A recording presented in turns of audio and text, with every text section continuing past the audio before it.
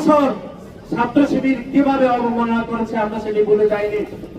আপনারা দেখেছেন যে চট্টগ্রামে একজন রাজনৈতিক নারী কর্মীকে কিভাবে পিছন থেকে লাঠি দিয়ে যাকে হত্যা চেষ্টা করা হয়েছিল, এবং যে জামাতি ইসলামের সন্ত্রাসী যে হত্যা চেষ্টা করেছিল তাকে জেলে প্রেরণ করা হয়েছিল, কিন্তু 2 দিনের মাথায় সে জেল থেকে বের হয়েছিল।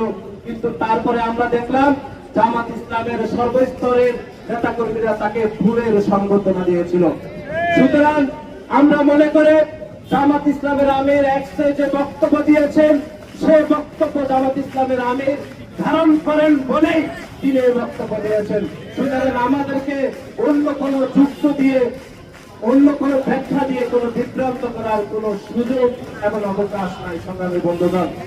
এবং আপনারা সকলে জানেন আমাদের সাংগঠনিক সম্পাদক আমানুল্লাহ আহমদ এখানে বক্তব্য দিয়েছে। জামাত ইসলামের আমিরের সহকর্মী একই সাথে